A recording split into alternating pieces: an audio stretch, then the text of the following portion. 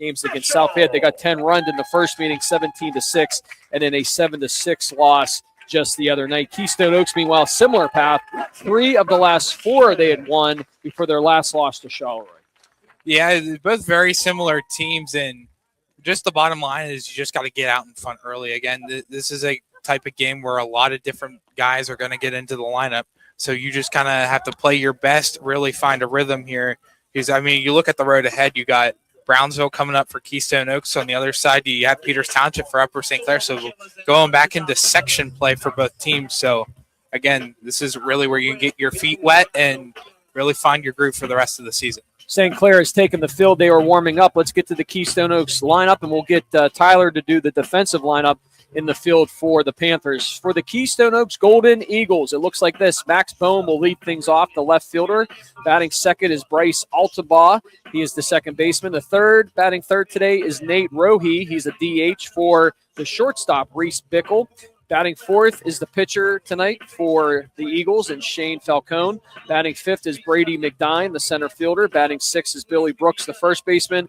Brandon Kaminsky is the catcher. He'll bat seventh. Tony Libro is the third baseman. He'll bat eighth. And batting ninth is the right fielder, Aaron Beck. So it's Boehm, Altenbaugh, Rohe for Bickle in the third spot is a DH for the shortstop. Falcone is the fourth batter. McDine, Brooks, Kaminsky, Libro, and Beck, and Aaron has Upper St. Clair defensively. Yeah, starting out in left field, Maddox O'Rendy. In center field, Luke Marchinsky and Cooper Stutzman over in right field. Over at third base, Dom Cortez. Nico Durazio over at shortstop. Finn Baird at second base. James Gardner at first base. Brooks York behind the plate, and the starting pitcher today for the Upper St. Clair Panthers, Aaron Goettler on the hill. The Keystone Oaks Golden Eagles here on the road tonight. They have averaged 4.6 runs per game, 7 given up. Beat Carlington twice this year, 7-4, 6-4, an extra inning win versus Charleroi, 3-2 in 8. The team is playing much better baseball right now than that record shows at 4-6 when you talk to the folks in and around the Golden Eagles baseball program. Upper St. Clair averaging 5.7 runs scored per game, 6.6 given up. Again, tough losses this past week, 17-6, 10-run rule to South Fayette, and a 7-6 one-run loss just the other night.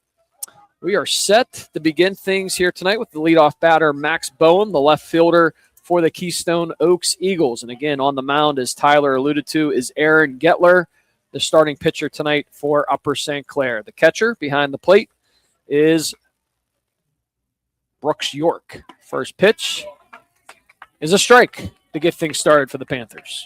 Yeah, 7-11 first pitch, 71 degrees under mostly cloudy skies. When I came in, it was pouring rain, so glad to see the rain finally went away. Second pitch is fly to center. Machinsky is there. He makes the catch, and we have our first out of the first inning and of the game as Boehm flies out. That'll bring out Bryce Altenbaugh, the second baseman, the number 2 hitter for the Eagles. Yeah, Tyler, you mentioned it. A lot of rain in the Pittsburgh area, including here at Upper St. Clair from about 4 o'clock on. Did wrap up about a half hour ago, just in time for senior night and the festivities here at Upper St. Clair. Yeah, it's definitely big. And outfield's probably a little bit slick right now. They did have a tarp, at least over top of home plate and the mount. So shouldn't be much of a factor, at least in those areas. But everywhere else, it's probably a little bit slick out there. First pitch, a ball to Altenbaugh high. Next pitch is swing and a miss for a strike. So it'll be 1-1 on the number 2 hitter, the second baseman for the Eagles. No rain now. The skies, as you said, partly cloudy. I don't think there's a lot of rain in the forecast for the rest of the evening, so I think we'll be okay.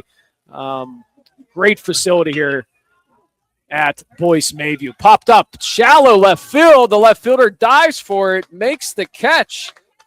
And Oreni, the left fielder, Maddox Oreni, had to dive for it. Makes a great catch, Tyler, for the second out. That's a big and a long run from Max Randy, just able to haul it down. And as he goes down for it, the hat flies off. That's how you know you're coming in with a ton of speed, able to get down and make that catch for the second out of the inning.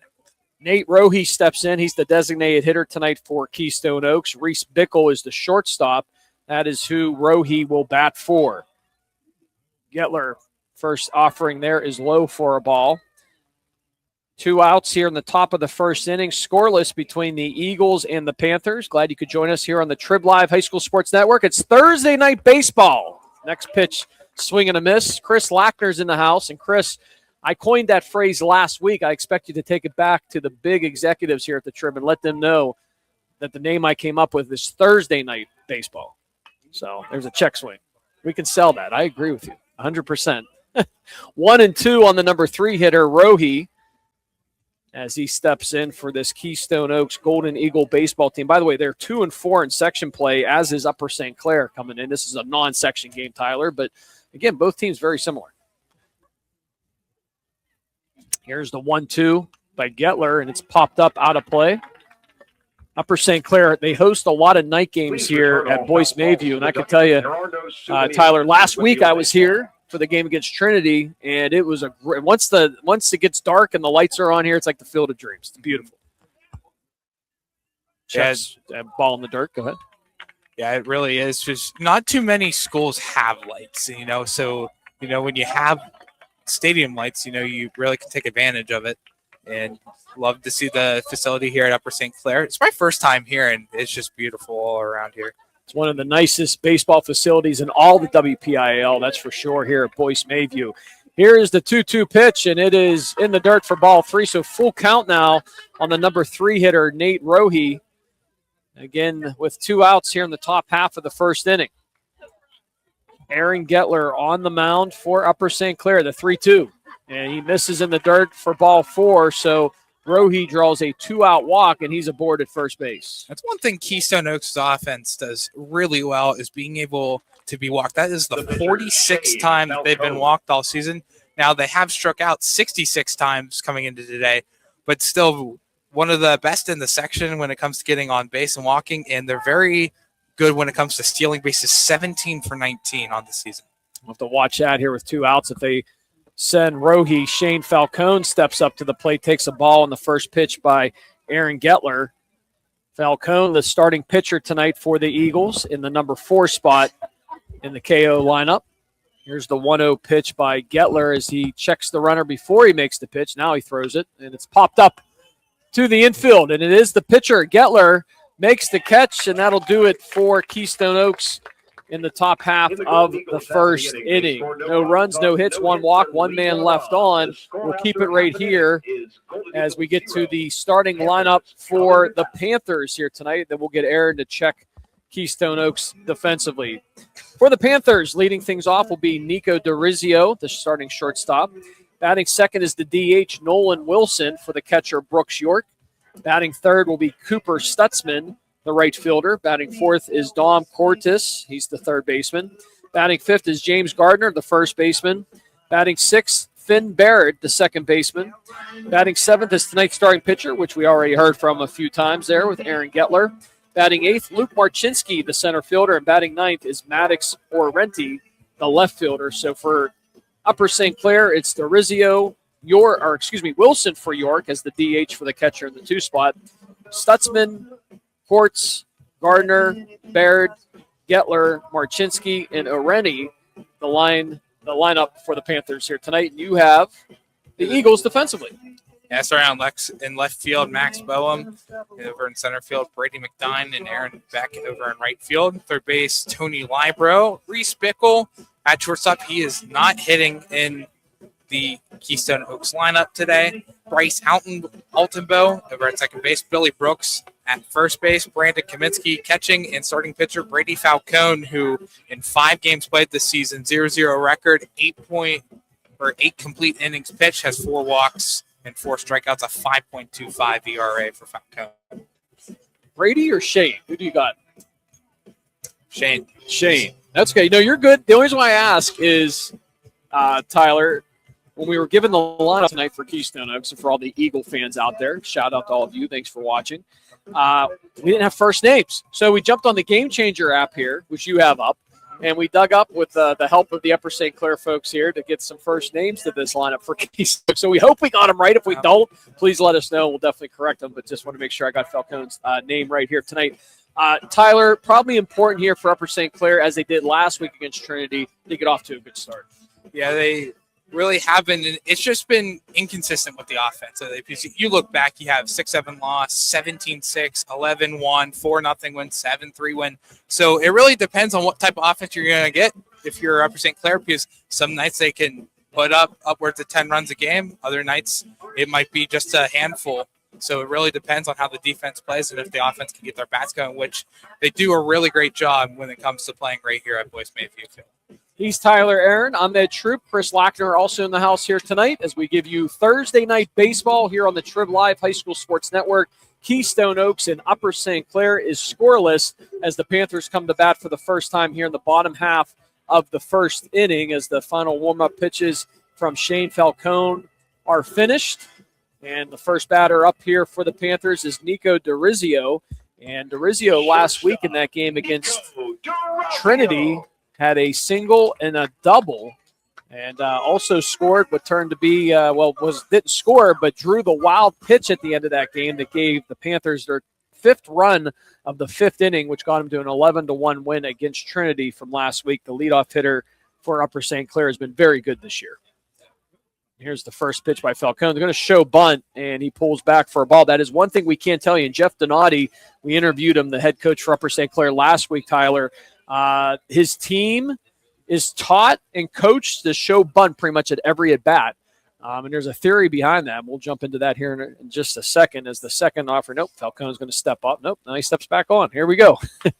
Off on, back on the rubber and throws it, and it is fouled off back out of play. But Coach Donati was saying that you got to get base runners. And the good way to do that is bunts, or you pull back and you get a good pitch, and then you can drive it. And it worked last week. They scored 11 runs against Trinity.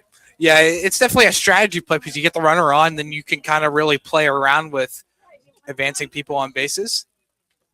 And, that's really where you can rack up some runs if you play the strategies right. And, we've seen Upper St. Clair put upwards of 11 runs and then games where they don't score at all. So it all depends.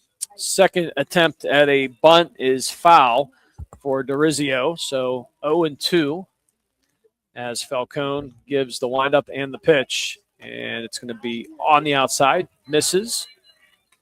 2-2. Excuse me, I stand corrected there. 2 balls, 2 strikes on the leadoff hitter, DeRizio. Nolan Wilson on deck. He'll bat second, the DH for Brooks York. And then Cooper Stutzman in the 3 spot tonight for the Panthers. Scoreless game, bottom of the first inning. Panthers first at bats. Here's the windup and the pitch going to be lined on the third baseline. Foul. And again, we talked about Nico DeRizio last week against Trinity, a single in his first at bat and scored.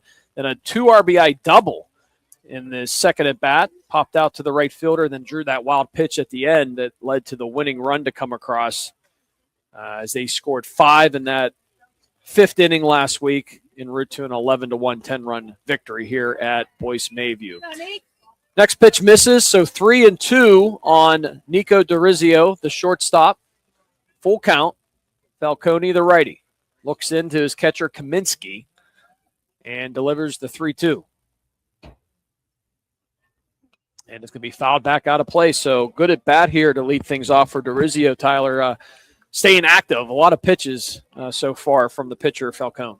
Yeah, it's already up to 7 pitches on the at-bat. And that's the thing is, again, it's more strategy in high school because, the higher the pitch count, the more days of rest the pitcher has and stuff. It's all strategy-based, and you see every single high school team do it. And, you have these 8-pitch at-bats. It all works out. Hits the batter on the 3-2 pitch right at him. And DeRizio is aboard as the first base runner here tonight for the Panthers is aboard. That brings up Nolan Wilson. Now, we should tell you that a lot of seniors in this lineup. Wilson's not one, by the way, junior. But a lot of seniors on this team. It is senior night here at Boyce Mayview Park. So there are a few starters in the lineup from our understanding. Because they're seniors, they're getting that designation from Jeff Donati. So we may have some lineup changes later on. We'll keep posted on that. Here's a stolen base attempt and in there safely as the ball gets by the shortstop who was covering Bickle. And DeRizio has a stolen base down to second as Kaminsky's throw, not a bad throw, but either way, it looked like DeRizio had that beat. Yeah, absolutely. I mean, get Kaminsky's arm rolling here to start. Again, just like that, in 10 pitches, you already got a runner on scoring position for Upper St. Clair. Just keep on playing the strategy game. It seems to be working for him so far. Pitch was a ball, by the way, to Wilson. Taking off for third now. Very aggressive on the base pads. In the second stolen base for DeRizio, he's now down at third base. You can't make it any better. Through there, just 2 pitches on the base pads, and you already advanced 2 bases and really close to now being in score, getting the first run. DeRizio at third. Next pitch misses. 3-0 to start out on Nolan Wilson, the DH. So DeRizio on a 3-2 pitch got hit by the pitch from Falcone. He was at first, stole second, now stole third. Back-to-back stolen bases. 3-0. Called for a strike. 3-1 now. On the number 2 hitter, Nolan Wilson. Runner at third. Scoreless game. No outs. Bottom half of the first. And there is ball 4. So Wilson aboard as he draws a walk. So first and third, no outs. And that brings up Cooper Stutzman. And Stutzman last week, he drew 2 walks against Trinity and also had an RBI single. Was on base all 3 times last Thursday night.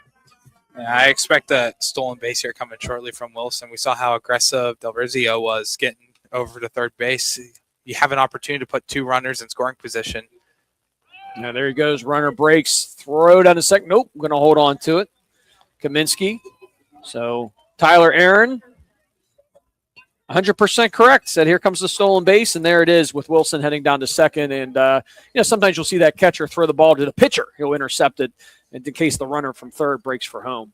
But no throwing attempt on that one. This ball's lined out to center field. McDine makes the catch. Runner tags, and DeRizio, he will head to third and down to from second to third. DeRizio scores 1-0 Panthers from second to third. Tagging up as well as Nolan Wilson. He's safe at third. So a sacrifice fly, RBI for Cooper Stutzman, and it's 1-0 Panthers.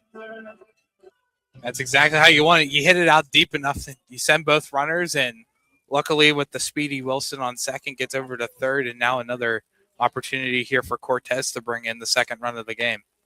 Dom Cortez steps in. He's one of the seniors that we talked about here tonight, 5'8" infielder, playing third base in the starting lineup tonight for Coach Jeff Donati's team. 1 out, runner at third, and Nolan Wilson. Ball in the dirt there. So, you look at this lineup, and for Shane Falcone, hit by a pitch, throws the hit by a pitch, then a walk, and then gives up the sacrifice fly. So you have 1 out. You exchange a run for an out, Tyler, and that's, at this point, you'll take that. It's early in the game, right? Yeah, absolutely. Unfortunately, there for Keystone Oaks, it's just kind of how the cookie crumbles, and, you just got to take any out you can get at this point. 2-1 on Cortez, and that is called for a strike to even up the count. 2-2 on the third baseman, the senior Dom Cortez. Nolan Wilson at third. He tagged from second to third on that sacrifice RBI fly by Cooper Stutzman. Here's the 2-2. Foul ball down the first base line. James Gardner is on deck. Another senior here for Upper St. Clair. Would you say, Tyler, 11 seniors on Upper St. Clair? I counted up 11 seniors for the Upper St. Clair. So it's a very upperclassman, or rather senior-heavy team.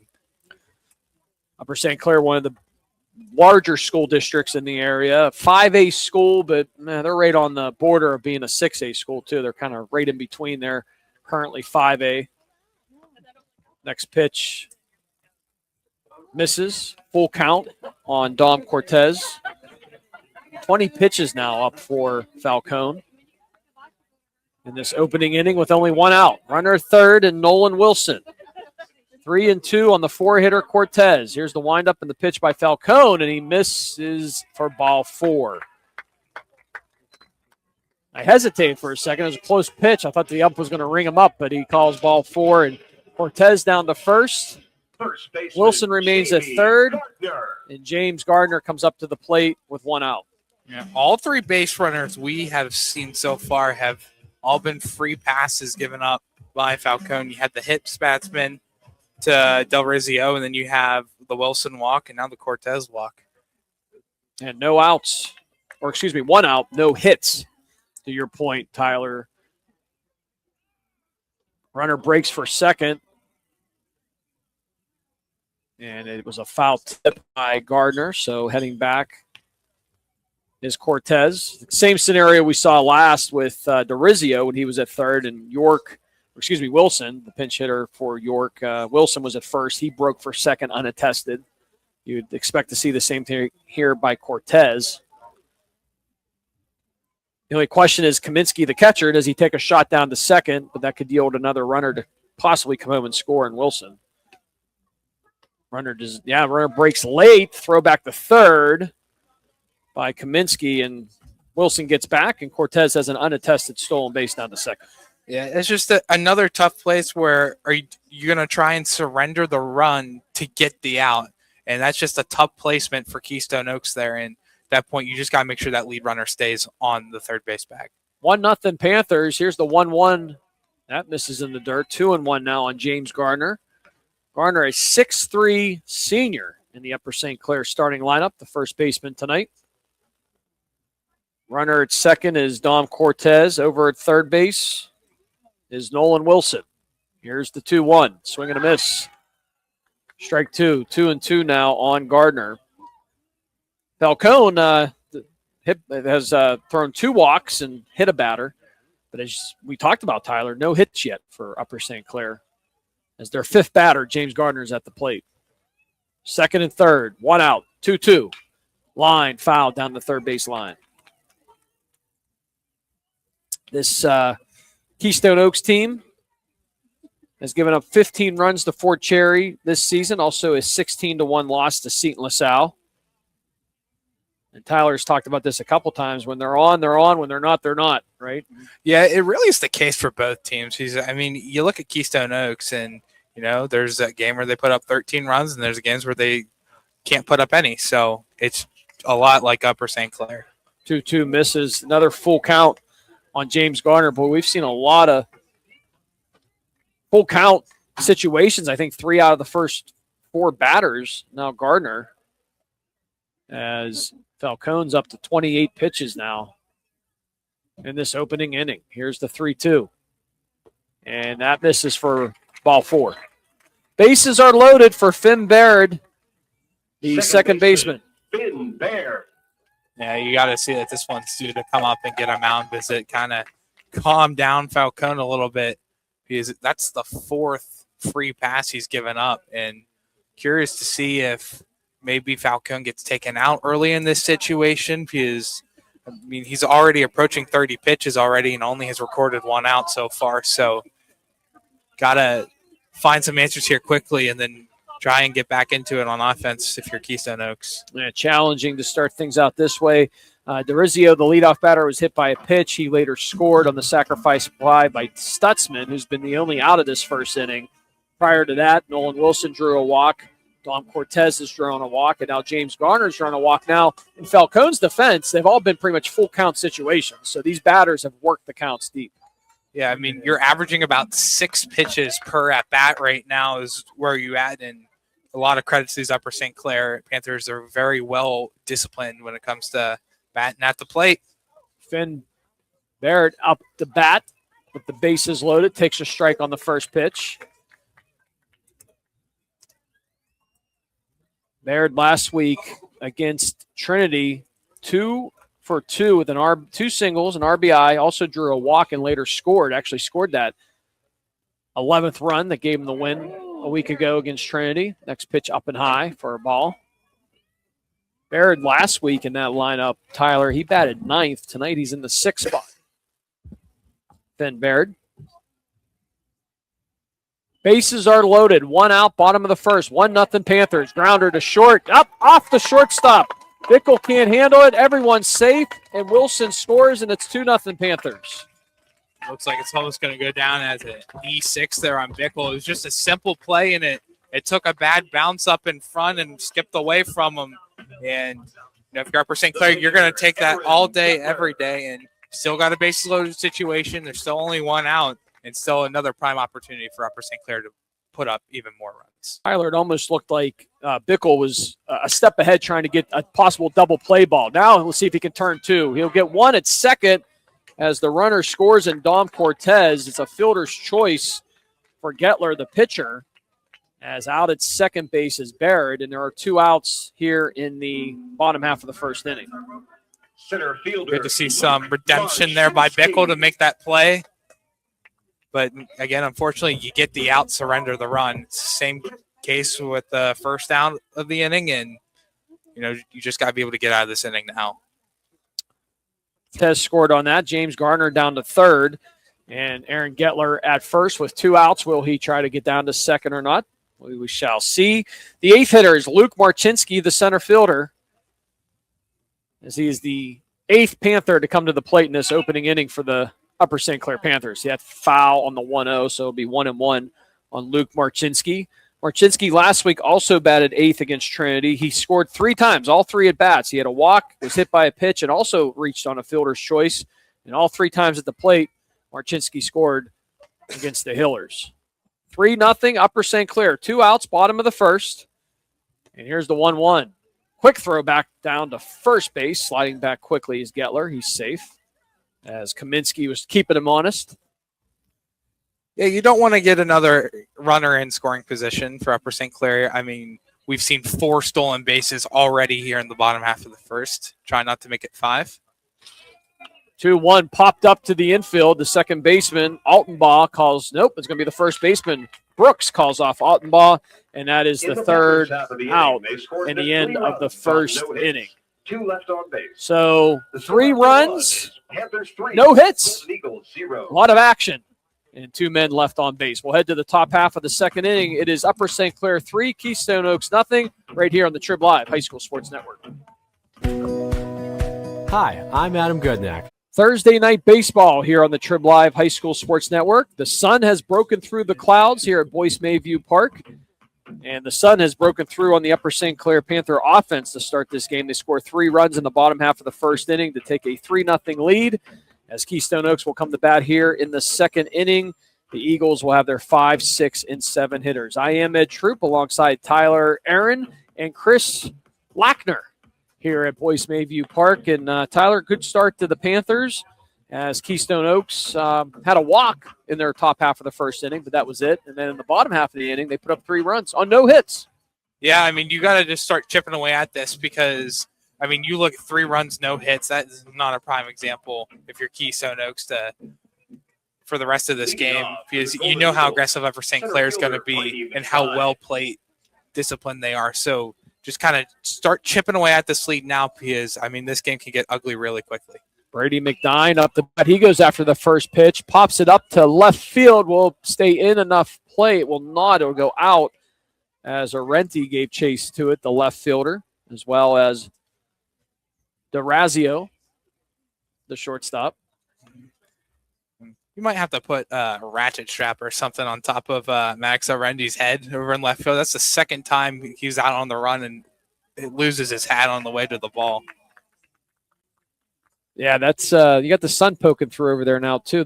Most of the field shady. You got deep center field and deep right field. There's a pocket out there. It still has the sun on it. A little bit on the pitcher. Next pitch is high for a ball, 1-1 on Brady McDine, the 5th hitter. Billy Brooks on deck. He'll bat next. The 6th hitter, then Brandon Kaminsky, the catcher, bats 7th. 5, 6, and 7 hitters here in the second inning. That pitch outside for a ball, 2-1. Yeah, Tyler, for the first time, it was cloudy, as we talked about before the start of tonight's game. Some rain moved through this field from 4 o'clock on. Then about a half hour before the first pitch, it stopped. This ball popped up. Third baseman gives chase, and it'll go out of play in Cortis, the third baseman. But now the sun's out. The sun has broken through. And as I said, if you look at the field, it looks like, deep center and right field has the sun on it, but most of the field is in the shade. Yeah, and now look at it now. The sun has changed, because at the beginning of the inning, there was some sun on the first baseman and Gardner over there. And, never know if that can destruct your view. I mean, I've gotten hit in the face before playing first base because of the sun. It's a tough position to play. Here's the 2-2 pitch in the dirt for ball 3, so full count on McDine. Tyler, you mentioned before the start of the games, I said to you, you're 8 feet tall. No, I'm kidding. He's at like 6'6". Well, he's 6'7". I'm just short of 6'8". And I said, you had to play sports at one point. He goes, Ed, I played a little bit of baseball. I said, okay, great. But if you were to ask me what position, I definitely would have said first base. You look like a first baseman all day long. Yeah, believe it or not, that wasn't my initial position. Like Pitcher? I was actually a catcher. Oh my goodness, it's Uh-huh. almost 6'8", a catcher. So I was originally a catcher. I was an all-star back in middle school, and then I moved out to, believe it or not, second base, and I was a second baseman for Yikes! a couple seasons too. Almost a 6'8" second baseman. Here's the pop up to the infield. Over is the shortstop. Makes the catch, and there's one out here in the top half of the second inning. That'll bring up Billy Brooks, the first baseman in the sixth spot. Not too many. I mean, normally your taller baseball players are, on the corners, right? First base, third base, maybe outfield, not any of the outfield spots, but up the middle, you don't see too many tall players. Catchers, I haven't seen too many 6'8" catchers either. But no, I haven't either. But I mean, when I played, I wasn't 6'8", Yeah, that's true. Good call. In the 5 younger. feet talls. Yeah, definitely on the younger side, but still, it was pretty tall out there. I enjoyed my time playing baseball. First pitch in the dirt for a ball. Next pitch misses. And that is now 2-0 on Billy Brooks, who is the first baseman. Wind up in the pitch by Goettler is outside. 3-0. No, it was called a strike. I'm sorry, on the outside corner. 2-1. They need the replay. Uh-huh. Tap the helmet. No, just kidding. Bouncer back to the mound. Goettler, can he make a play on it? Over to first base. He does, and there are 2 outs. Goettler, that ball kind of slowed up, and he had to wait for it, but still had enough time to get Brooks. It's always a scary throw when it comes back to the pitcher and throw it up, and he got a lot of air under that one, almost like a rainbow throw, which, as a catcher, that's not typically what you want to do, but it also is a way for better accuracy in getting there, but it comes in slower, so a lot closer play over at first base than what you might think. First pitch to the number 7 hitter, Brandon Kaminsky, is a strike from Aaron Goettler. 2 outs, top half of the first inning, 3-0 Upper St. Clair. Swing and a miss there, 0-2. So good start for Aaron Goettler on the 7 hitter, Brandon Kaminsky, the catcher for Keystone Oaks. Here's the 0-2, trying to look for a 1-2-3 inning if he can. This is popped up. First base side, out of play as Gardner gives chase for it for Upper St. Clair. Looking ahead to the Panthers in the bottom half of the second inning, it'll be the 9 hitter Maddox Oreni leading things off, and then they'll flip the lineup. The Durazio, the shortstop, and then Nolan Wilson, the DH. So they'll flip to the top of the lineup after just one batter. That pitch misses on the 0-2, 1-2 now on Kaminsky. Upper St. Clair, 3 runs in the bottom half of their first inning, but they did it all with no hits. This ball lined into the center fielder, makes the catch. Marchinsky, and 1-2-3 go up Keystone Oaks in the top half of the second inning. We'll head to the bottom of the second. Upper St. Clair 3, Keystone Oaks nothing. Right here on the Trib Live High School Sports Network. Stay plugged into local high school sports with. Back here at Boyce Mayview Park, 3-0 Upper St. Clair leads Keystone Oaks as we get set for the bottom half of the second inning, the home inning for Upper St. Clair. I am Ed Troop alongside Tyler Aaron and Chris Lackner in the house. Tyler, I almost put your name together to make one name. Tyler and Aaron, I almost combined it into one name, but I stopped myself. So far, so good for Upper St. Clair. Good 1-2-3 inning, 2 for Goettler in the top half of the second. Yeah, Goettler's looked very strong out there on the hill for Upper St. Clair, and when you get offensive support throughout the bottom of the first inning, geez, if I could stop splurging on my words together. Having that run support, you gain more confidence in yourself. And for that, it's the first 1-2-3 inning that we've seen so far. And hopefully on the other side for Falcone, he can kind of figure things out and make it a quick inning here. Yeah, Shane Falcone in that top half of the bottom half of that first inning faced 8 batters, issued 3 walks, a hit batsman, and with that, the Panthers were able to score 3 runs, but all of them were on no hits. And Upper St. Clair should be to note, were very aggressive on the base pads too. It started with Durazio's stolen base down to second, then another stolen base down to third that put him in scoring position. And Nolan Wilson had a stolen base. Dom Cordes had a stolen base. So very, very aggressive on the base pads. First pitch popped up the center field, and the center fielder's there, McDine. He makes the catch, and Areni is the first out here in the bottom half of the second inning. Yeah, already off to a good start. That's second hit ball out towards center field, so McDine's had to work a couple bit to get a couple fly ball. But you get that all-important first out where back in the bottom half of the first inning, you didn't retire your first batter until batter number 3 in the order. Able to do it literally on the first pitch of the inning goes a long way. Nico DeRazio steps in. He was hit by the pitch to start the game, and then again, as I said, 2 stolen bases on the base pads. First pitch called for a ball from Shane Falcone. Again, we talked about DeRazio's big game last week against Trinity with the single, a 2 RBI double. And also was at the plate when the wild pitch occurred from Trinity. Next pitch fouled off the plate, 1-1, in which pushed home Finn Baird, who scored the 11th run, which turned into be the game winner from last week. That game was a 4-1 game after 2 innings, and then Upper St. Clair. They scored in every inning last week against Trinity, Tyler, in the first, second, 1 in the first, 3 in the second, 1 in the third, 1 in the fourth, and 5 in the fifth to cap it off. Grounder to third. Libro keeps it in front of him. Long throw to first and not in time as DeRazio beats it out for an infield single. Yeah, that's a sharply hit ball onto Libro, and just a great way to handle it, keep it in front of you. Unfortunately, just because of the bad hop, it causes that bobble there and just can't get it thrown across the diamond in enough time. Yeah, Libro knocked it down, but DeRazio, the speedy shortstop for Upper St. Clair, is able to beat it out. That brings up Nolan Wilson, the DH for Brooks York, who's the catcher tonight for the Panthers. He reached in the first inning on a walk and later scored the second run of the game for the Panthers. Throw back to first. Nothing happened there with DeRazio. Yeah, so according to Game Changer, DeRazio reached on an error. I'm giving that a hit. What do you think? It looked really close. Yes, it did come in and out of the glove. I just don't know if it's fielded that easy. Base hit the right field. DeRazio will head to third. Here's the throw to third. He slides in safely. Got tripped up, but he's safe. And down to second base, taking advantage of the throw from Beck over to Libro is Wilson.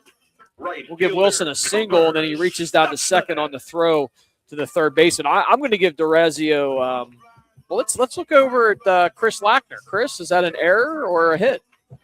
You got to be the deciding vote. Chris said a hit. Yeah, we'll go with the hit. Infield hit. Second and third, 1 out.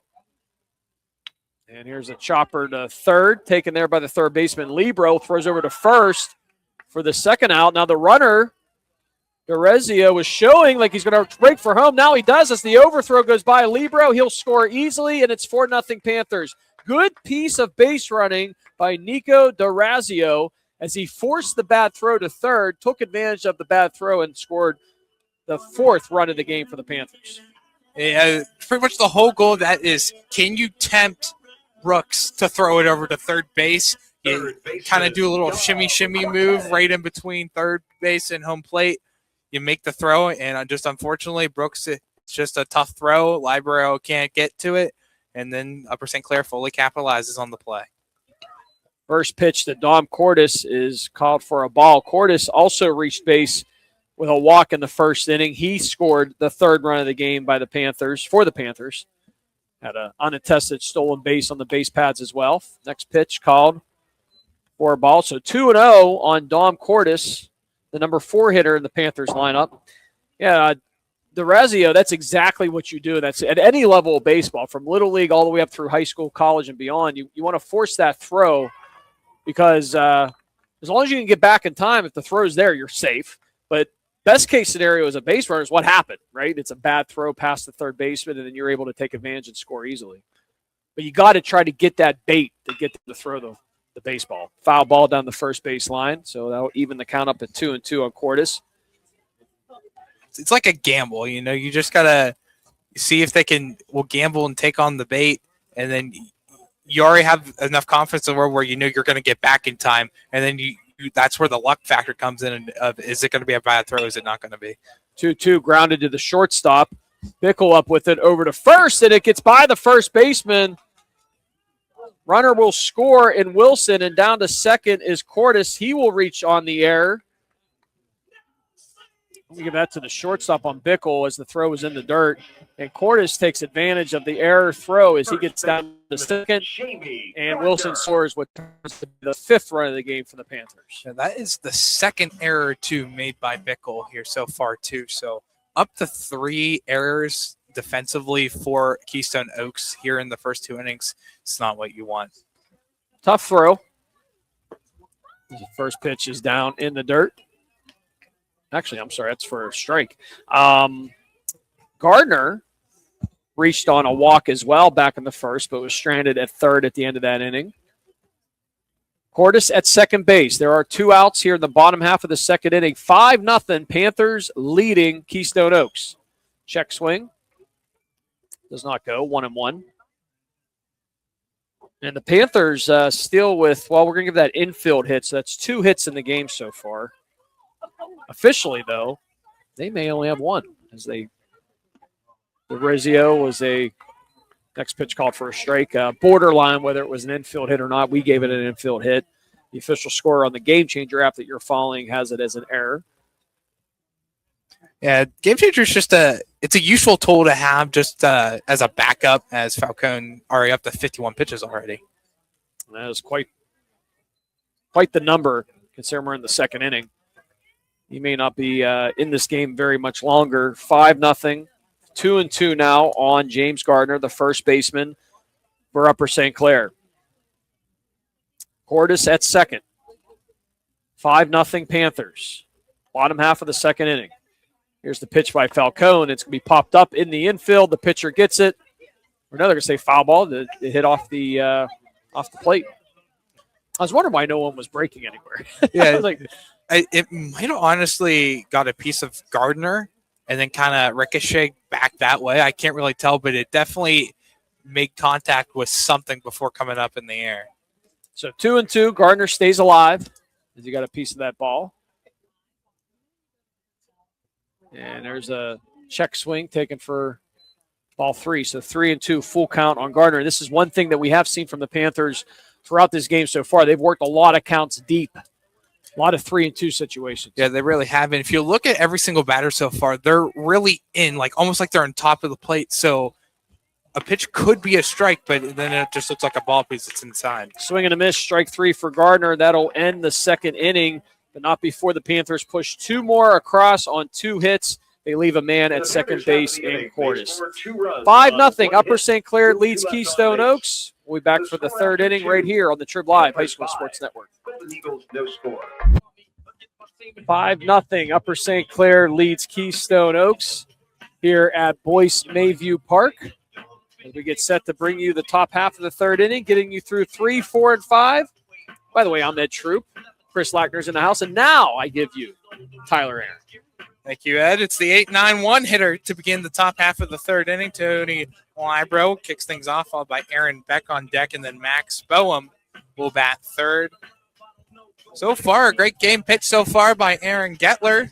So far, has only surrendered 1 base runner thus far. In this one, he walked Nate Rohe back in the top half of the first inning, but never surpassed the first base bag. So no one so far in scoring position for Keystone Oaks. They trail 5-0 to Upper St. Clair.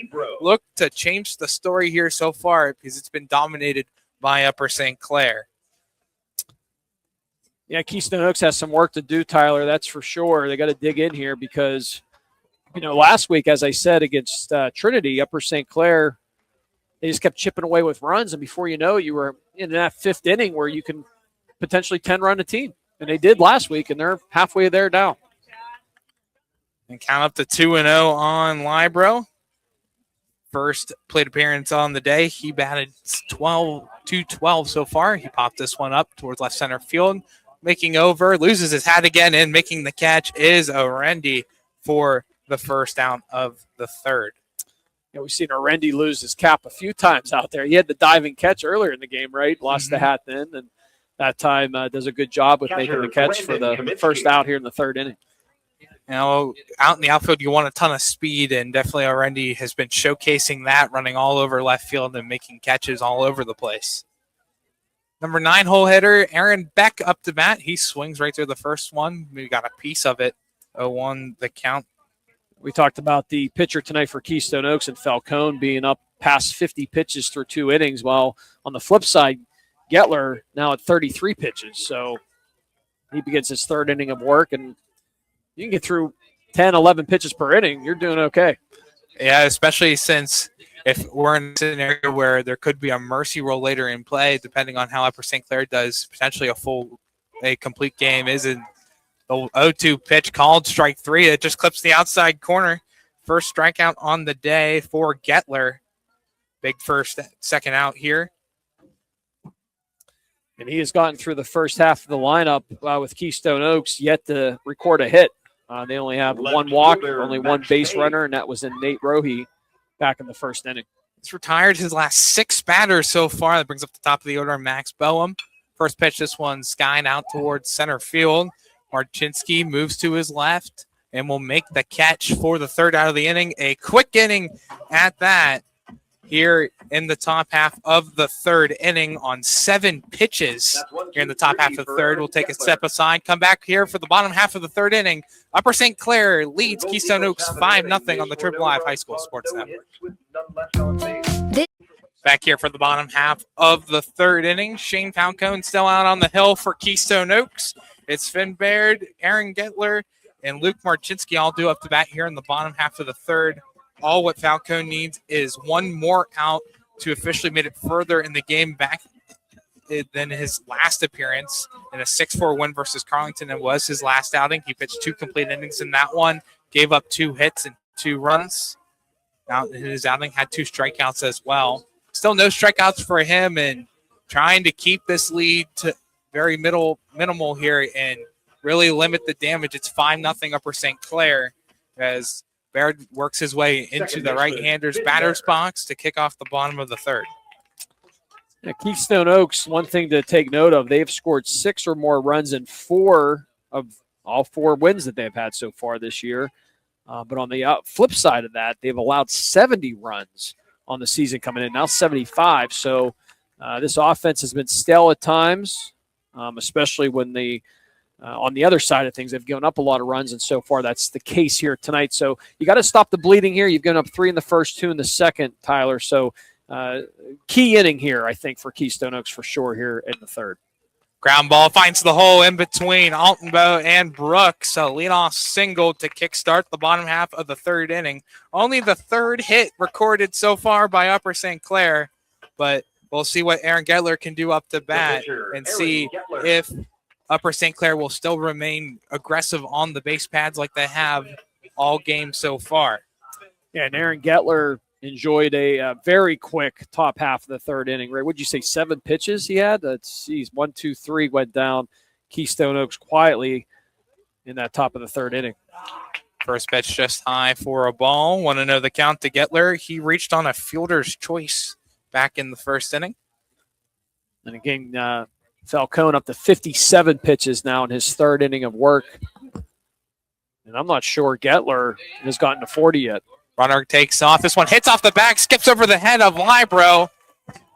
Baird will make his way over to third base. He slides in safely. Sliding into second is Goettler. Now puts 2 ducks on the pond for Upper St. Clair. Still nobody out here in the bottom of the third. Yeah, good piece of hitting by Goettler. It gets the benefit of the ball hitting the third base bag. Libro, the third baseman, he can't do anything with it. Just to watch it go clear up in the air and out into the outfield. And obviously, Bowen wasn't in a position to make a play on the ball quickly. So taking advantage of that is Goettler as he heads down to second after the single. Game Changer rolled it as a double, but we go with the single.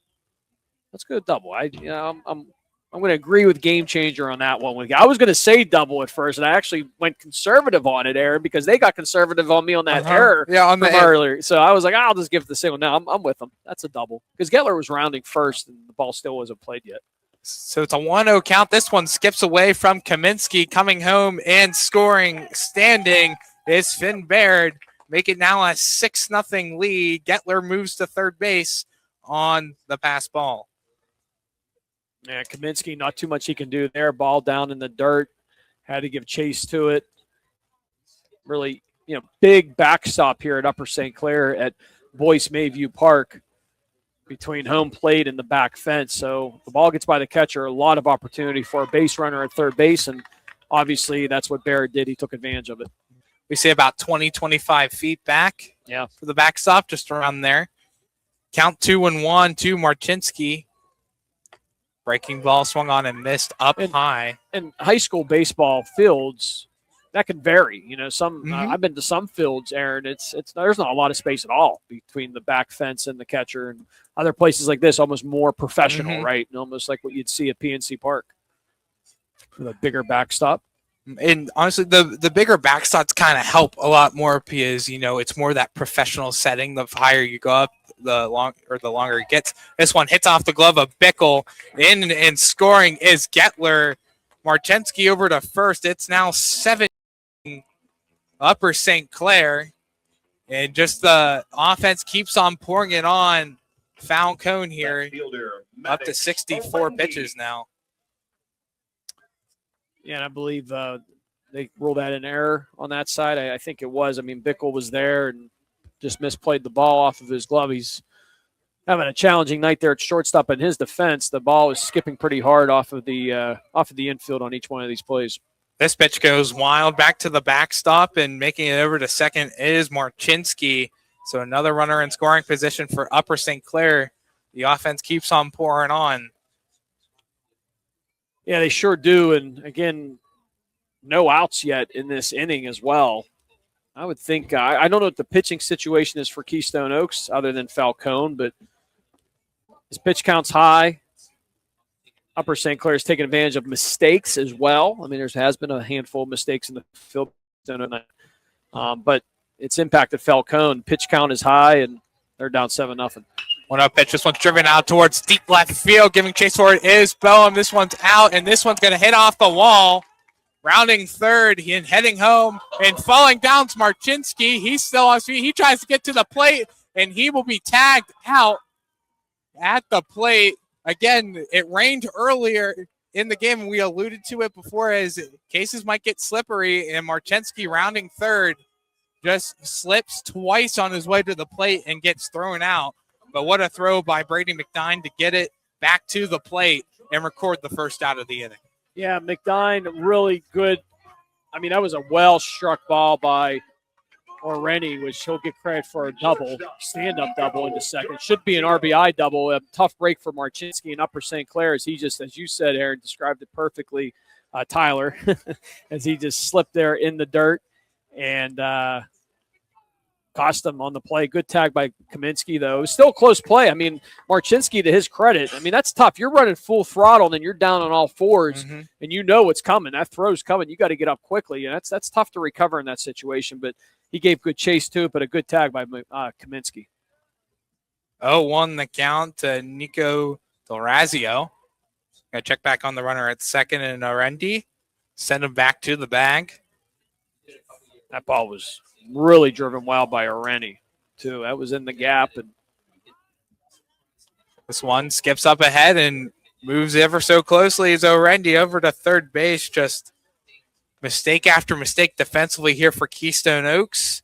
They have not gone 8 innings yet without recording an error. They recorded an error in the first inning, recorded 2 in the second, and now 1 here in the third. And 3 of those errors have been made via Reese Bickle over at shortstop. A sloppy game so far, and that's why the scoreboard looks the way it does. 7-0 here in the bottom half of the third inning. And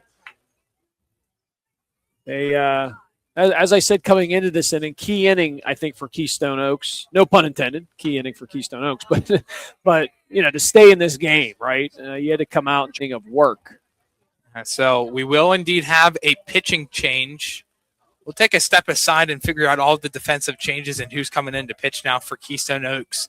It is 9-0 Upper St. Clair here with 1 out here in the bottom half of the third inning. When we come back, we'll continue bottom of the third, tell you all the defensive changes right here on the Trib Live High School Sports Network. Sports Network. Kaminsky pitches 2 1/3 inning, does not record a strikeout, gives up 9 runs here in his outing. Only got 1 out more than what he did back in his last outing, but that'll bring in Brandon Kaminsky to pitch. He has a 0-0 record so far, a ERA of 16.33 for Kaminsky. And now he was previously catching coming into pitch. It was Brody Kickler on the game changer that was coming in to catch, but now they took him off. So to see if it is indeed Kickler catching, Brody Kickler, or if it's somebody else. But we do know for sure here, Ed, it is Brandon Kaminsky out there on the mound for Keystone Oaks. Hard to see the catcher's number because the back of the pads, the chest pad, is covering up the number. We'll see if we get some clarification here in the press box. Now, Tyler, sit tight. Golden Eagles, number 13, Brandon Kaminsky. So Brandon Kaminsky comes into pitch. Back in his last outing, it was a 15-13 loss versus Fort Cherry. 28 combined runs in that game. But he only pitched 3 complete innings in his outing. He gave up 7 runs, 8 hits, 2 walks, and 4 strikeouts. Has that 16.33 ERA. It is a 2-0 count to Zach Wilson. Nobody on base here for Upper St. Clair. 1 run would put that mercy rule into effect, but has to be 10 after 5 innings. So we'll see how everything balances out there. But for Wilson, Yeah, we got, looks like a single Nolan digit Wilson's still behind back there. for the Panthers. Is that Kickler's number? You have it on there? Kickler, you see, I have 11 11. here. I don't even have a 5 on my roster sheet. And now the game changer is Keystone Oaks, so it is their team. This one's skied up in the air on the first pitch to Wilson, and that's going to be dropped by Kaminsky.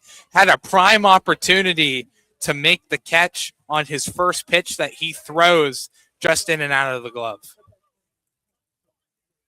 So game changer has Wilson behind the plate, or no? Well, they don't have anybody behind the plate yet. They have Wilson batting, and just the catcher is C.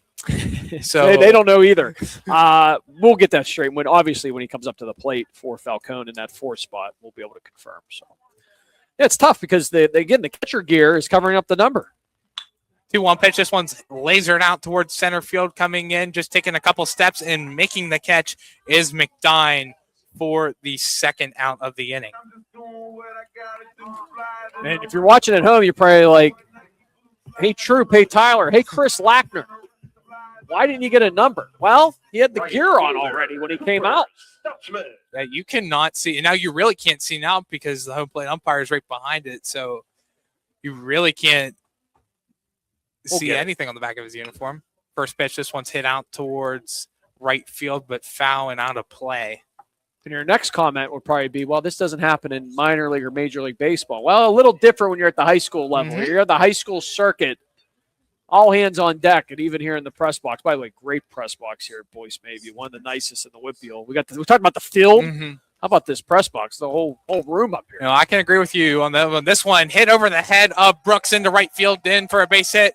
Here comes Stutzman on his horse to second. He's got a stand-up double here with 2 outs in the bottom of the 3rd, and another runner in scoring position for Upper St. Clair. And as the 3rd double of this 3rd inning for Upper St. Clair. And you think with how long this inning really has been, we still have not batted the whole way around the order yet. We got Dom Cortez up right now, and then you got James Gardner, and then you go back to Finn Baird. If we get there, there's 2 outs here in the bottom half of the 3rd. We'll see how everything plays here either. And I got great news. Game Changer has a catcher now. It is Brody Kickler, who we thought all along. Good work there. Tyler, you had Brody Kickler from the beginning behind home plate. There was no doubt for you. You never know. It can't always trust technology, you know. Well, you know one of the biggest thing is the on the back of the catcher, it looks like a smaller number, but I guess it could also be just 2 1s. Yeah. Close together. Keystone Oaks, the back of the numbers on their jerseys are thinner numbers, so that would make sense. The 1 pitch. Breaking ball. That one skips past Kickler. Moving over to third base is Stutzman, a wild pitch. And now runner ever so closer now. Upper St. Clair knocking on the door to a 10-run lead. Yeah, and it's mercy rule is 10 or more runs, but you got to get through the fifth inning, at least for the away team. They have to bat in the top half of the fifth inning, and then if it's still a 10-run game, the game's over at that point. So still a little bit to go here for Keystone Oaks, but more importantly, it's still only 9. So if you're KO, keep this to 9. Don't get into that situation if you can prevent it. But the way Upper St. Clair has played here tonight, it might be unpreventable. Yeah, I mean, we'll take a look at the recap here shortly of how the bottom of the third has went down so far. There's a lot to unpack here if you missed the start half of the bottom of the third. Count up to 3-1 on Cortez. 0 for 1, he walked back in the first inning and then reached on an error in his second plate appearance. 3-1 pitch called a strike, so that makes the count now full. Have Stutzman on third, 3-2, 2 outs, bottom of the third. Upper St. Clair up 9-0 against Keystone Oaks, non-section match. 3-2 pitch swung on and missed for a strikeout. First strikeout on the day for Kaminsky, and ends the bottom of the third. Played 3 complete. Upper St. Clair up 9-0 all right here on the Trib Live High School Sports Network. Back here for the top half of the fourth inning. It was 4 runs, 4 hits, 1 error, and 1 left on base. Back in the bottom half of the third inning. 9-0 Upper St. Clair is in front. Due up to bat, it is the 2, 3, 4 hitters in Altenbow, Rohe, and Falcone. All due up to bat. Though with Falcone out of the game, it probably is Kickler probably stepping in now to bat in that 4 spot. And with Shane Falcone, his night closes with 2 1/3 innings pitched for Keystone Oaks. 9 runs on 4 hits, no strikeouts, 3 walks. Also hit 2 batters. Same 2 batters here tonight. The leadoff hitter and Nico D'Orazio. But, 9-0 game. And leading off, second baseman Aaron Goettler has been pretty good here tonight. Only 1 base runner so far, and that was a walk issued to Nate Rohe back in the first inning. Only 37 total pitches here, too, is for Upper St. Clair offensively, it's 9 runs on 6 hits. And seems to be a conflict out on the field. I think one of the coaches for Upper St. Clair stepped onto the field. At least that's what I heard. Correction, batting number 2, Mr. Struth. Sounds like Jake Struth will pinch hit here and bat here. 1 hop wrist, one's off the glove of D'Orazio. So a tough play there as it takes a bad bounce and just hops right off the glove. And another runner aboard here for Keystone Oaks, the second time in this game. Jake Struth batting for Bryce Altenbaugh. And I'm going to give that an infield hit. How about you? I definitely agree with you because that was a hard hit ball. That was a really hard hit ball. Definitely agree with that. So that's the first hit of the ball game for Keystone Oaks. Yep. Brings up Nate Rohe. Chris Lackner had that all the way. And I'm with him. Yeah, we didn't even have to ask him. We just had to look to our right, and Lackner already shaking his head in a yes formation. He had the official score all the way. That's the first hit of the game given up by Goettler. Again, only 1 base runner prior, and that's the batter who's up right now with Nate Rohe drawing that walk back in the first inning. A 375 batting average, too, for Rohe. He's one of 2 Golden Eagles to have recorded a home run. Ground ball to third. That's picked up by Cortez. Throw across the diamond to first in time for the first out of the fourth. Throw back to second. Oh, close. And that was a really close play, a bang-bang play over at second base as Struth rounded second base. That's always tough to do. And almost turned 2. Well, first things first, Cortez, a really nice play at third base for Upper St. Clair. Knocking that ball down, hard hit ball by Rohe. Keeps it in front of him and then makes an excellent throw from third all the way over to first. That's a tough throw to make. puts it right on the money, makes the throw for the first out. Do we have a change here in the field?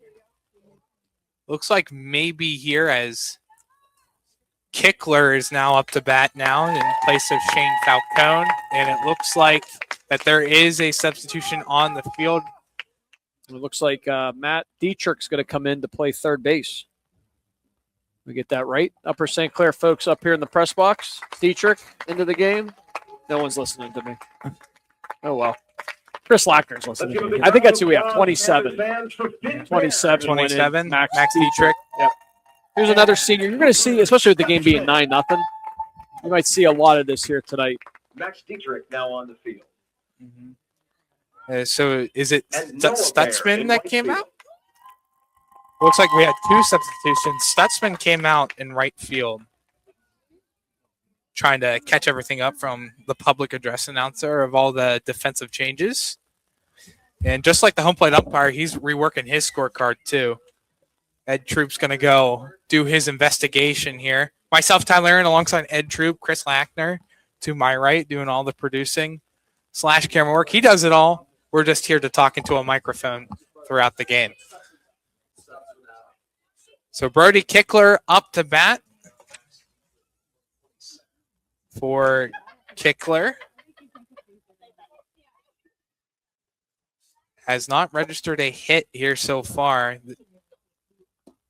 According to Game Changer, his first plate appearance of the season. Count 1-0 to Kickler. Runner on second, that is Struth. It's the first player to reach scoring position for Keystone Oaks. Count even up to 1-1.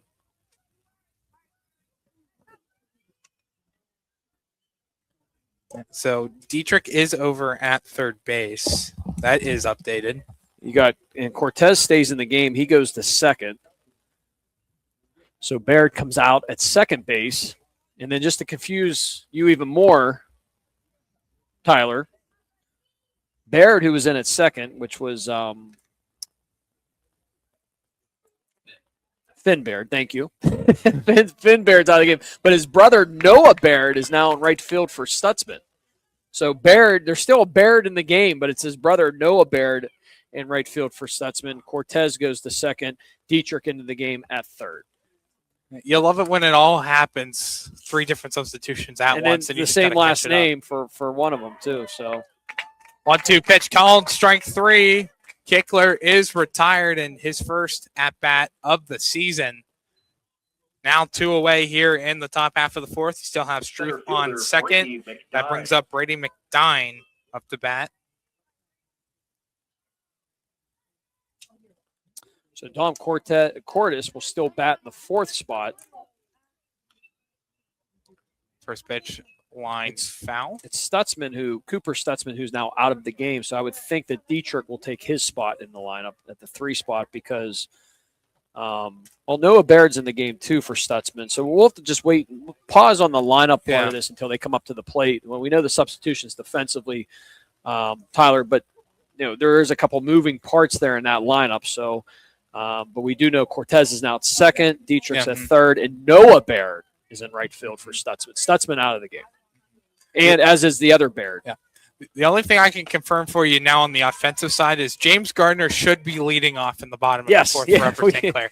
Yes. That's about the only thing I can guarantee you right now. And again, it's senior night here at Upper St. Clair, so they're trying to work in all the seniors who either started or didn't start, which is a great move. And when you're up 9-0, you can do that fairly easily. Yeah, and again, like I said before the game too, this is a game where a lot of different people are going to get in. I mean, it's a 3A versus a 5A school. So, and at least from what I know, I look back at schedules leading back to the 2008 season, and these two teams have never played each other, at least up to that point. Unfortunately, the record book didn't go past 2008. So unless I missed something, it's been quite a long time since both of these two teams played each other in a game of baseball. Count now 3-1 to Brady McDine. He's 0 for 1. He flew out to shortstop back in the second inning, batting .250. Has 3 RBIs. He popped this one up and it hits the roof of the press box on top of us. Thankfully, there's a giant roof over our heads to protect us from any flying baseballs coming in our direction.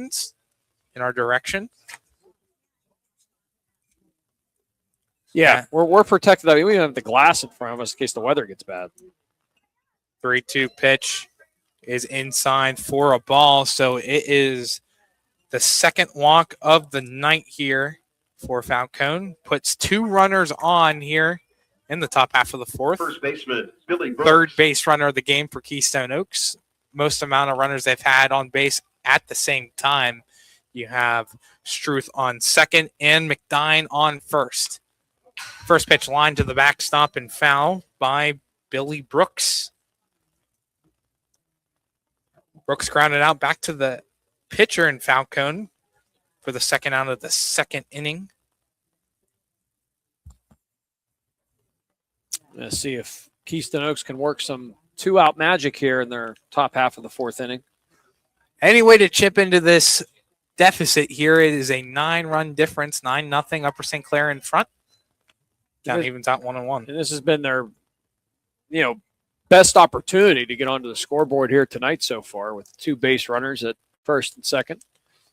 Struth over at second marks the furthest a base runner has gone so far.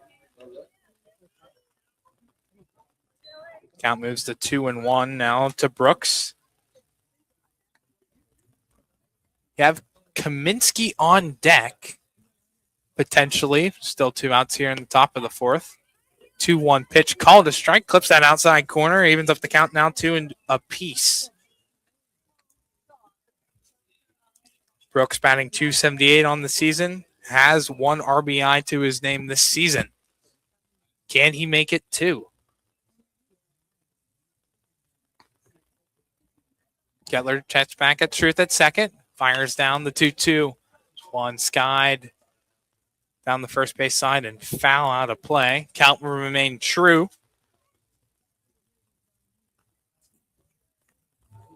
It's a great outing so far today by Aaron Goettler. Up to 57 pitches. Just a great outing so far. 2-2 pitch. This one found down the first base side. 57 pitches. That is where Falcone was at back in the second inning. He wasn't even through the second inning when he reached that mark. Different story for Goettler. He's got the 9-run lead. Struth on second. McDine on first. 2-2. Ground ball to third base. Scooping it up is Dietrich. Throw over to first. Going to keep his foot on the bag. Yes, he can. Great play. That ends the top half of the fourth inning. Upper St. Clair comes up to bat. They lead 9-0 here on the Trib Live High School Sports Network. Back here for the bottom half of the fourth inning. Upper St. Clair in front 9-0. Myself, Tyler Aaron, alongside Ed Troop and Chris Lackner doing everything else behind the scenes for us today. Thursday night baseball on the Trib Live High School Sports Network. Stealing your thunder there, Ed. It's a good name. It's going to catch fire now. Chris Lackner is going to have everyone here on Trib HSSN when they do a third. You got to do a Thursday night game. You can't do a 4:00 game, Chris. 4:00 does not qualify as Thursday night baseball. Has to be right, exactly. 7:00 or on. The 6:00, even if it's a 6:00 start, I'll give that to you. And now I'll never forget that now. So every time I do Thursday night baseball here on the Trib, it's just going to be quoted by Ed Troop, right? Tyler, just don't say Thursday night football. It's easy to do. Now, we did just hear Renegade in the background, and the defense just gave up a touchdown. No, I'm just kidding. I'm joking. They didn't. But they played this last week, I think, and that's when Upper St. Clair broke out to that 5-run inning. So maybe Renegade also here on the baseball diamond at Upper St. Clair providing some good luck. First pitch, called a strike to James Gardner. It is Max Dietrich on deck. We had a little bit of uncertainty of that essentially to be determined batting lineup, but Dietrich is on deck here for Upper St. Clair. Count gets evened up now to 1-1. Yeah, and again, we'll keep this on the fly with some of the. We know the defensive substitution, so that's the easy part, but where they fall in the lineup when there's multiple changes can sometimes go a couple different ways. So we just want to confirm that before we officially say. But as you said, Dietrich on deck for Finn Baird, which makes sense because he exited the game. And again, a lot of seniors getting worked into the lineup now. And Upper St. Clair, their magic number is 1 right now. If they can get the 10th run across the plate, then they would just have to retire Keystone Oaks in the top half of the 5th to secure this victory if it remains a 10-run game. Well, just need 1 run to get to that 10-run mark, 9-0. 2-2 pitch. On just a bit off the plate for a ball. Now a full count. Nobody out, nobody on for Upper St. Clair, bottom half of the 4th. See if Kaminsky can retire his first batter of the inning or give up a base runner. 3-2. This one lined foul off the fence. That one had some heat to it. Sure did. James Gardner, walk and a strikeout. Got all the way to third base back in that first inning before being stranded. Count remains still 3 balls, 2 strikes. Kaminsky looks, waits, and fires the 3-2. Breaking ball just misses off the zone low. It's a leadoff walk given up by Brandon Kaminsky, and the leadoff runner aboard for Upper St. Clair. Yeah, Gardner would represent that 10th run, so keep an eye on him at first base. Well, let's see what Max Dietrich can do here. His first at-bat here of the contest. The senior. One of 11 seniors on this Upper St. Clair lineup. First pitch upstairs for a ball, 1-0. Yeah, Max Dietrich. Finn Baird was reached on base on an error in the first inning and then had that single and later scored back in the second inning. I'm sorry, third inning, rather. Count now even up to 1-1. And if you take a look down the first base side into the Upper St. Clair pen, there is some action on the bullpen. Falcone is on deck for Upper St. Clair. Looks like Tanner Shrurick warming up, a junior pitcher. Ground ball fielded by Bickle. Everyone's safe everywhere. It was a slow roller right to Bickle. And Gardner was so fast, he was already pretty much standing right on second base when it happened. And then Dietrich able to get to first and beat out that throw. Infield hit. That's what we'll put it down as. Seemed like, Dietrich earned that, right? He had to still run it out. Mm-hmm. Game Changer gave it an error, although I do think that this is a hit. Yeah, I'm going to go with an infield hit. Mainly because, like I said, Dietrich, even though maybe you throw an error on the second misplay at second, but the throw over to first, Dietrich still had to beat that out. So it was not a routine boom type play. So good hustle by Dietrich to get on base.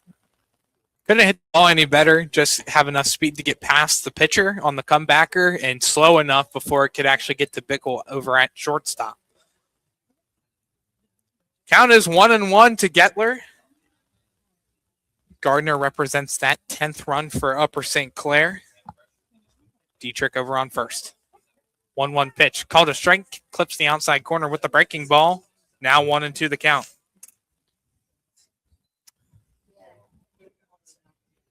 Good night at the plate. Good night on the mound for Goettler.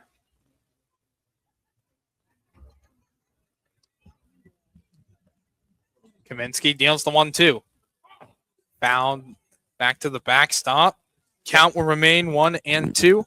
Up to 24 pitches now for Kaminsky. Goettler had that big double and scored back in that third inning. And again, he's done very well on the mound tonight as the starting pitcher for this Panther team. And now here at the plate, a good opportunity with 2 base runners on and still no outs. And you mentioned the pitch count getting up there for Kaminsky. 1-2. This one's lined up the middle past Bickle and into center field. Here comes Gardner, and he's halted at third. He wanted to go the whole way home, but is halted at third base, so that loads him up here for Upper St. Clair, and a great opportunity for Luke Marchinski.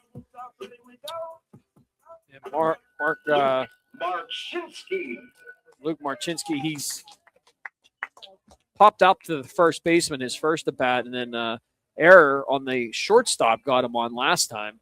Remember, he was thrown out at home, Tyler, because he tripped. They had that unfortunate slip when he was going from third to home, which would have been the 10th run, but by this point. This one's popped up sky high, giving chase for his Kickler, and just can't get there in time. You always got to watch on this close play zone. Is it going to clip the chains here on the backstop? That one just fell right down, and fortunately for Kickler, took a rainbow route to get to it. Just couldn't get there quick enough. Yeah, big cut there at home plate and back towards the gate. A lot of room back here, as we talked about earlier. I think if you're a Kickler, you got to kick off that face mask and maybe have a better view of it. Tough play to make, though. Count 1-1 to Marchinski. And you got Gardner on third, Dietrich on second. And Goettler on first. 1-1 pitch called a strike, make it now a 1-2 count. And you look at Marchinski, the center fielder, in that number 8 spot. And I talked about his game last week. He reached base all 3 times against Trinity last Thursday night, scoring all 3 times when he reached base. A walk, a hit batsman, and a fielder's choice. Here he's going to go down on strikes. Another strikeout here for Kaminsky. And that is the first out of the inning. Still bases loaded here for Upper St. Clair. Just has to bring in this 1 run here and then make sure they take care of business in the top half of the 5th to put the mercy rule into effect. And Areni, last at bat, a double and scored. 1 for 2, though, popped out to the center fielder's first at bat. They can take that. I mean, if he drives the ball into mid or further center field or anywhere in the outfield, good chance that you can get a tag at third. But James Gardner, they didn't send him. He's the big first baseman. Gardner at 6'3", so 1-0 pitch called a strike, evens up the count 1-1. Yeah, for Arendi, he hit that double last inning, and then he made it to third on a wild pitch, and then made it home on another wild pitch. He represented Upper St. Clair's 8th run of this game. This one's popped up in the air. This one in shallow right field. That is going to be caught by Struth for the second out of the inning. And that 10th run still lingers out there, right, at third base now. They had bases loaded with no outs, but the strikeout of Marchinski, and now Areni, the pop-up to second base. So good work by Kaminsky on the mound, and just needs one more out here to get out of this and keep this a 9-run game. Brings up the top of the order, and Nico Dorazio. Tough out, though, for Kaminsky because Dorazio's had a big night. Yeah, he has scored 3 runs in all 3 of his plate appearances so far. He got hit by a pitch in the first and the third inning. Came the whole way around to score in both of those plate appearances. He scored the first run and the 9th run.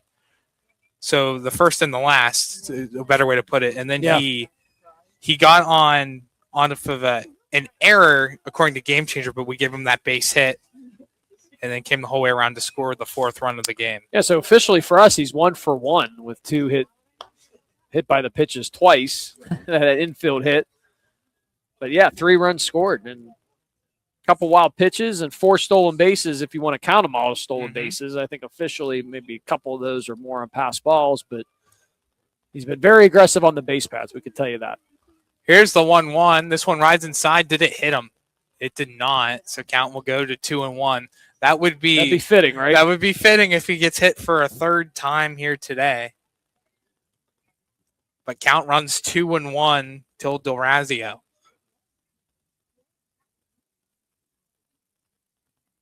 And Dorazio in that leadoff spot for a reason. Like we said, another big night here tonight. 2-1, swung on and missed. He gives up the count now 2-2. Last week against Trinity, 2 hits. 2 for 3, single, double.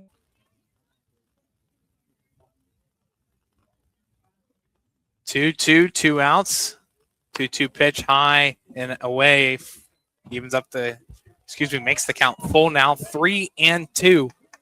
big pitch here coming up for Kaminsky. Is he able to get out of the inning or surrender the 10th run of the game? Upper St. Clair hasn't scored a run yet in this inning, but has in every other inning. They scored 3 runs in the first, 2 runs in the second, and 4 in the third. Also, something worth noting as well is an error has been recorded each inning by Keystone Oaks. So far, 0. 3-2 pitch. This one's lined out towards center field. Is it going to get down? Yes, it will. This one's going to kick off the glove of McDine. 1 run will score. Here's 2. Here comes Goettler. A bases clearing RBI double here for Nico DeRazio. Makes it a 12-0 lead for Upper St. Clair. Yeah, they just needed 1, but they got more than that. They got the insurance behind it. And now a 12-run deficit facing Keystone Oaks in the top half of the 5th inning. So more than 10 now on the board for the Panthers. Impressive at bat once again for Nico DeRazio with the 3 RBI double. Brings up Nolan Wilson. It's unfortunate for Kaminsky, too, because, he had, despite bases loaded and a walk, the 2 hits given up after that, but he had struck out Machinsky, got or ready to pop out to the infield. So he was almost out of that without giving up any big damage. That's the first 3 hits. He surrendered this one. 1 hopper over to Bickle. He takes his time, throws over, not in time, moving over towards third. Play at third. Did he make it in time? Yes, he did. A close play at third, but DeRazio slides in safely. And Bickle took his time throwing that ball over to first. It is an infield single. Runners on the corners and brings up Noah Baird. Now that other part of the equation falls in. We thought that Noah Baird would be batting for Stutzman. Turns out we were right. Yeah, got it confirmed. Had to get to that point in the lineup, though, to confirm it. That should pretty much take care of all the substitutions. There could be more, though. They're up 12-0 now. Yeah, you never know. And now the big question is it here's a balk. Here is both runners advance, so that will score DeRazio. So now it's 13-0. Wilson moves into scoring position. Adds to a wild night here from Upper St. Clair. 13-0 now the score. First pitch called a strike to Baird.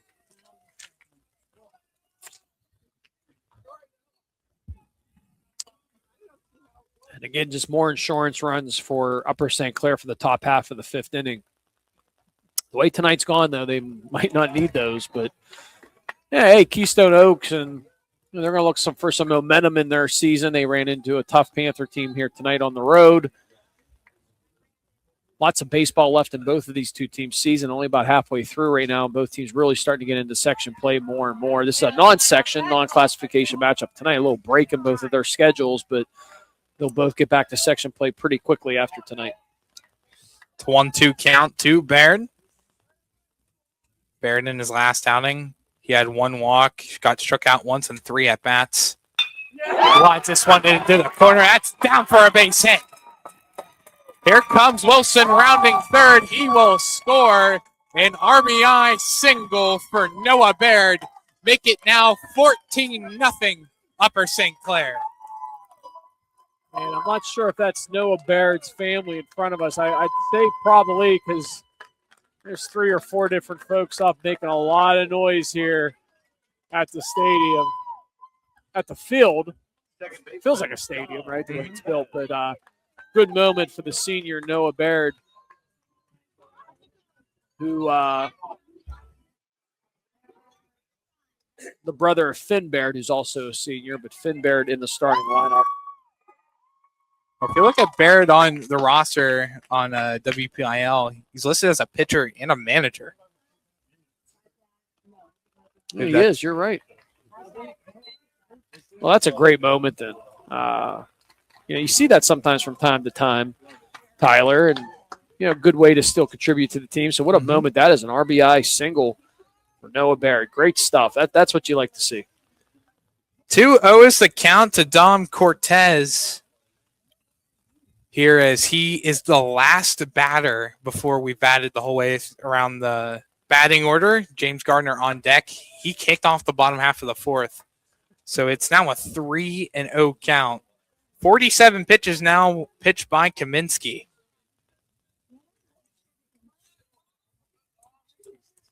And this has been impressive for Upper St. Clair today. I mean, this is 2 weeks in a row. I'm going to draw a walk.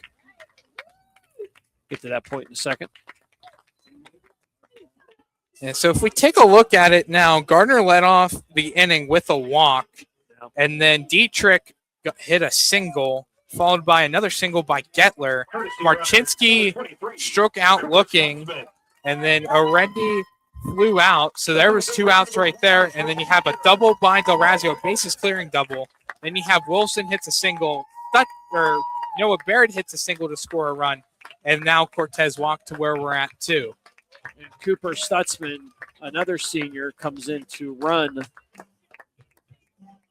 believe is it for Noah Barrett at second, I think they took Noah Barrett out to give him a nice round of applause here. Yep, on senior night. So Stutzman goes back in on second. He started out in right field, then swapped places with Baird, and now they're swapping back to it again. So imagine Stutzman will come back and play right field when we go into the top half of the fifth. Yeah, some more movement for Upper St. Clair.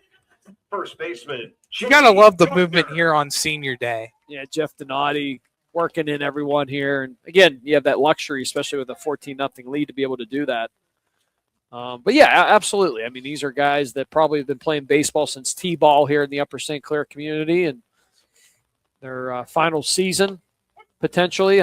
Maybe some of them go on to play in college, who knows, or even semi-pro baseball these days. There's leagues for adults everywhere. You can continue to play baseball. I got some friends who are approaching 40 and they're and beyond, and they're still playing in some of these adult baseball leagues, wood and bat leagues too. Which and they play in fields like this all the time. It's one good thing about the game of baseball. You can pick up a ball at any time, Tyler, and throw it around the horn. Go back to your childhood rather quickly. Yeah, it's just a simple game of catch too. Does it? Nice hot summer day. You eat a bomb pop, throw a baseball. Absolutely. 1-1 is the count to Gardner. 1-1 down low for a ball. 2-1 now the count. Tough inning here for Keystone Oaks, and this is again, Upper St. Clair put 5 on the board last week against Trinity in their home half of the 5th. Now tonight it's been the home half of the 4th inning that they've exploded here. 5 runs in, and still maybe some additional runs out there. 2-1 swung on and missed for a strike. Gives up the count 2-2. Thanks to Chris Lackner for this one, but if Stutzman comes around to score, it's 15 runs. That would end the game. I thought, Chris, for a second that the 15-run rule was in effect potentially. I wasn't 100% sure. It's been a long time since I've been involved in the 10-run rule a handful of times, but it's been a long time since I've been down that 15-run. I was thinking that might be the case. So the last 10-run rule I was a part of was on Friday. Yeah, relatively not too long ago. Mine was last Thursday night here against Trinity for Upper St. Clair. 11-1 victory against the Hillers. Even at the collegiate level, there's a run rule there too. Runner breaks for third on the 3-2 pitch. It doesn't matter because Gardner is walked to load up the bases. So Stutzman moves over to third, Cortez to second, and now Gardner on first, and a chance for Max Dietrich here to end this game for Upper St. Clair. So Stutzman represents the, I don't want to say winning. I guess it would be considered winning run. 15th run. Yeah. Chris says yes. Here it is right here. Nope. This one gets away and no movement at all over on third base by Stutzman. Could have stole it right there. But bases will remain loaded. As a coach, and I've been down that road coaching my boys through youth sports over the years, even at that level, it's a tough call to make because the scoreboard's 14-0, and you don't get that. To get the 15th run in, you want to get via single or a walk, and then a pass ball, you're almost running up the score at that point. So that's a tough call to make for a coach on the base pads. But yeah, ends the game if you get them across. 1-0 pitch swung on and missed. An early swing there Because by Dietrich. Because Tyler, what does Yeah. that represent? Running up the score on a pass ball. It's a tough call. It is a tough call. I Right. definitely understand that in a coach's world. You don't want to do that. Breaking ball comes inside. Now, if the run results in a hits Batman or ball four, a floated walk, or even a base hit, well, there's nothing you can do about that. But holding a runner up, you can control that. Absolutely, you can. 2-1 pitch, high grounder. That's scooped up by third by Libro. Throw over to first, just in time to retire Dietrich. Score remains 14-0. That 15th run doesn't come across the scoring count, so we will have a top half of the fifth inning. It's 14 for Upper St. Clair and 0 for Keystone Oaks right here on the Trib Live High School Sports Network. This is Miles. Here for the top half of the fifth inning. It's still Aaron Goettler out on the hill for Upper St. Clair. He has a 14-run lead. Again, Upper St. Clair just has to record 3 outs before giving up 4 runs to put the 10-run mercy rule in and end this game here. It'll be Brandon Kaminsky, Tony Libro, and Aaron Beck all due up to bat here in the top half of the fifth for Keystone Oaks. And for Keystone Oaks, you got to get at least 5 runs across here. 4 would still make it a 10-run game. So you got to get at least 5 or more to keep this game going here in this inning. And so far, they've their biggest threat was last inning, getting 2 base runners in scoring position with Struth down at second, and McDine drew a walk. He was at first, but couldn't get any runs across. And on the other side for Upper St. Clair, Aaron Goettler has been very good tonight on the mound and at the plate. We've talked about his performance as well on the offensive side. I'm not sure what the holdup is here to start the inning. I know that it looked like one of the coaches for Upper St. Clair, and I don't think that was Jeff Donati. One of his assistants were talking to the home plate umpire about something at a pretty good length while the warm-up pitches were going on. Then he went over to the dugout, talked to the dugout. The infield huddled up with Goettler. But now we're ready for action. Should all be squared away. Goettler pitch number 60 of the ball game's inside for a ball, and we are underway with the top half of the fifth. For Upper St. Clair, this would represent 2 Thursday night back-to-back Thursday night games here at Boyce Mayview Park on Thursday night baseball. Here on Trib Live High School Sports Network, the day of 10-run their opponent. 1-1 pitch. This one's hit out towards right field. Stutzman is now under there, back in the ball game and out in right field. He'll make the catch for the first out of the inning.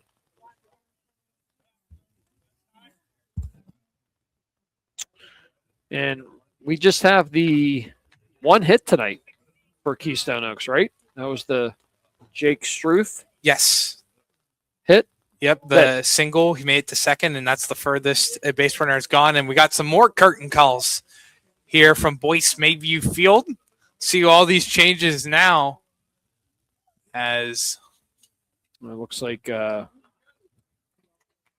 got Nico Durazio exits the game. Let's give a big round of applause. Durazio was over at shortstop. Nico Durazio. See, that Pitching like change too. Yeah. Pitching change too. And Much new more pitcher, defensive changes. Goettler. So we'll take a step aside for now. Let the new pitcher warm up here. 1 away here in the top half of the fifth inning. 14-0 Upper St. Clair on the Trib Live High School Sports Network. Back here, top of the fifth, it is Tanner Schrick now pitching here for Upper St. Clair. Wilson goes to shortstop. Nolan Wilson, who was in the DH spot, he's now your shortstop, and we'll get you your new center fielder in just about a minute. Let me go confirm up, Tyler. All right, sounds good. Stuff Tyler Aaron alongside Ed True, Chris Lackner, doing everything else, all the important stuff behind the scenes to keep us going. As final stat line here for Goettler, Number 16, Mr. DeGregorio. 4 1/3 innings pitched off of 1 hit, 2 strikeouts, and 2 walks. 0 runs given up. great outing here today for Goettler. And Goettler stays in the game. He's now the center fielder for Marchinsky. Wilson now at short. And Schreck is the pitcher. Tanner Schreck. Tons of different changes out there as we got Valentino Di Gregorio up to bat. Faces a 2-1 count. So Tony Libro is done. His count moves now to 2-2. Both teams making some moves here late in the game. Makes our job even harder, right? You got to write in everything. The score sheet is now looking a little rough, especially defensively for Upper St. Clair. A lot of markups. But, hey, again, that's a classy move by Jeff Donati and his staff here at Upper St. Clair to get these seniors in the game. 3-2 pitch, swung on and missed by Di Gregorio. Now 2 away here in the inning. One last gasp here for Keystone Oaks. Nobody on, and now 2 outs. Aaron Beck, or excuse me, not Aaron Beck, another pinch hitter. For the Golden Eagles, number 25, Mr. Andraka. Lino Andraka up the bat here for Keystone Oaks. Batting .200 on the season. First pitch called a strike. 0-1. Yeah, impressive night for Aaron Goettler. 4 1/3 innings pitched, no runs, 1 hit, 2 strikeouts, 2 walks. Great night for him. I'm guessing he got the 3rd inning to be the winning pitcher. I think he had to go 4+ to get that. So that first out was key. 4 1/3 gets him the win here tonight. 1-1 pitch, swung on and missed. That's a hefty swing there by Andraco. Count moves to 1-2. Tanner Schreck, only a junior, 6'3". 1-2 pitch down low into the dirt. Evens up the count now 2-2. Keystone Oaks down to their final strike. They trail 14-0. Here's the 2-2 fastball outside. Count goes full. Tanner Schreck last week was the starting 3rd baseman against Trinity and drew 2 walks and scored both times he was on the base pads, grounded out to short the other one. This one hit out towards right field, and that is caught by Stutzman to end the ball game. 14-0. Upper St. Clair wins it here in this one, and what a game it has been here. It's been all Upper St. Clair since that bottom half of the 1st inning. As 4 1/3 innings completed, pitch by Goettler and .2 by Schreck. And we'll take a step aside for now and come back with some final post-game numbers for you. Upper St. Clair wins this one 14-0 here in 5 innings.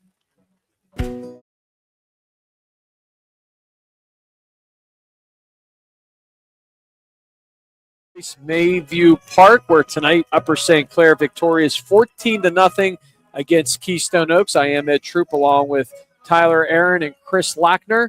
That is not Tyler. That is not Chris. Joining us here for the post game is Finn Baird, the senior here on senior night. Finn, great night for you. Great night for your baseball team as you guys go on to a big win here, 14-0. Non-section, non-classification, but still a big win here tonight at home. It felt great, coming off of getting swept by South Fayette earlier this week. It was rough. But, getting this win really helps us, get uplifted, And, the kids that didn't play all year, played this year, they played great. It felt amazing. Key to have a lot of your teammates, seniors, as you just mentioned, into the game. You have 2 hits tonight in the lineup in that 6th spot, starting at second base. Also scored twice tonight as well.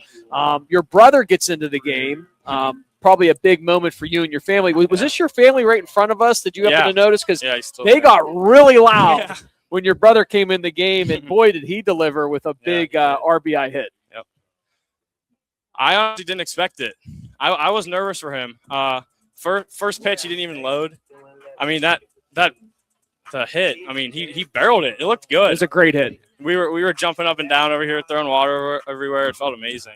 The great thing about this is you and your family can go back and watch your performance, but also your brother's performance as well with the big hit late in the game. But, to get all of your teammates in, and now, and last week we talked about this with your coach, who I know is on deck with Jeff Donati. We'll talk to him here in a second. But last week, big win against Trinity. You 10-run them. Tonight, you almost 15-run this team. You got to build on this momentum now, right, going forward. It's big. Like I said earlier, the sweep versus South Fayette was not good. I know this team, they weren't the best, but like winning 14-0 is still something to be proud of. So I feel like we could take that into next week and do good against Peters. And looking ahead, you have Peters Township on deck within this section. Tough section. I mean, and we know South Fayette's out to that big lead, and they got the ones against you. But looking ahead, what do you see here in section play with what you got coming up? I feel like we're in a good spot. I believe in this team, the coaching staff. I feel like we're going to be fine. I feel like we're going to be just fine.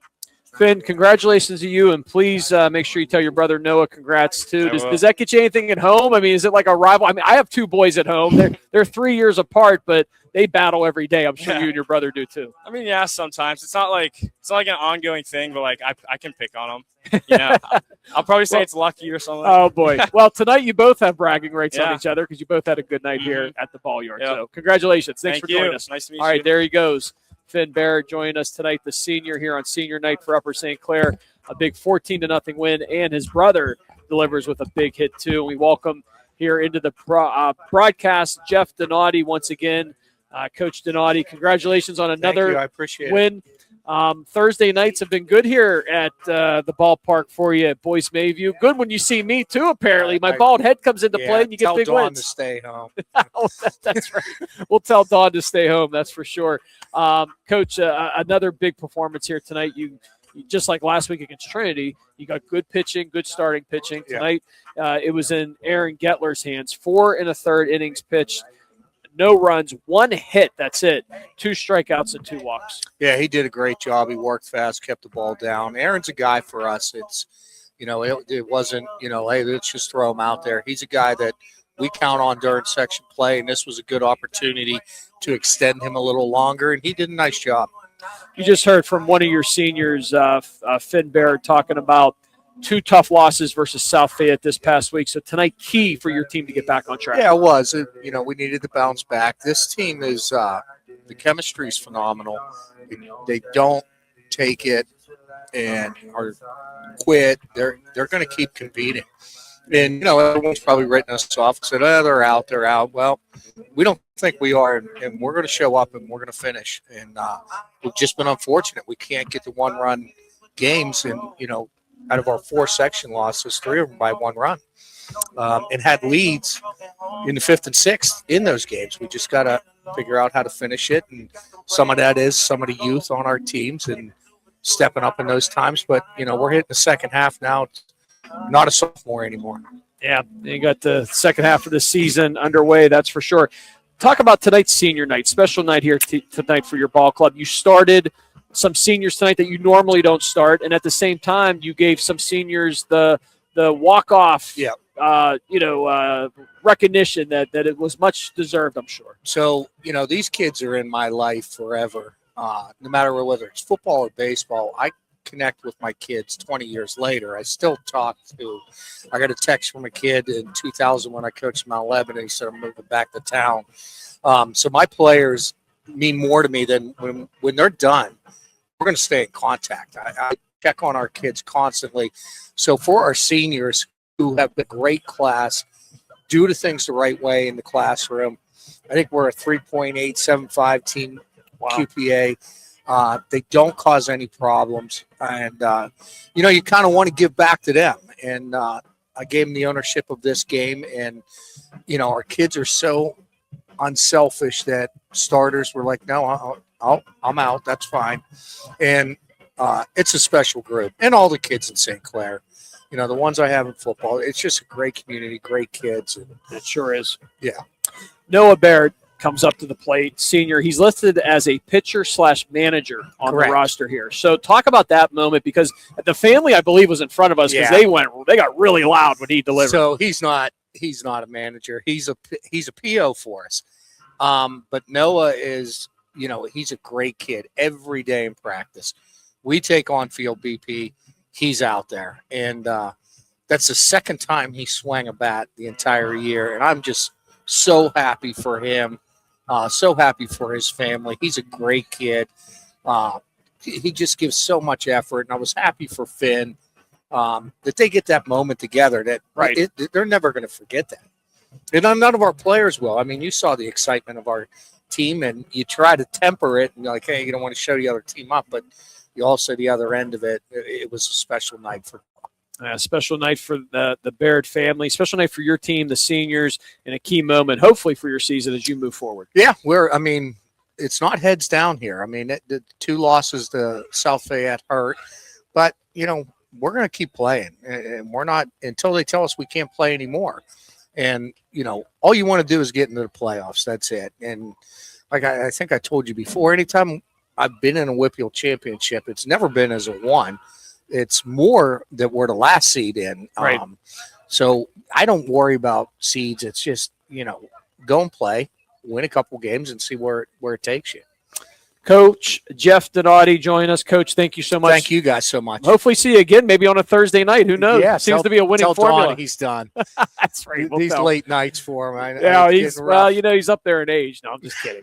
He's my mentor. He doesn't watch. He's yes. my guy. Nah, he's out. Nah, he's going somewhere tonight. Who knows? But, Yeah. but thank you, Coach. Good luck thanks rest for of the coming way. out. Yep, Really appreciate it. Yep, absolutely. Always glad to be here. All right, see you guys. Great place to call games. So we'll get Tyler, Aaron back in here on the post-game show, and we'll wrap it up here. Chris, unless we have another break to get to, are we good on our breaks? Okay. Thank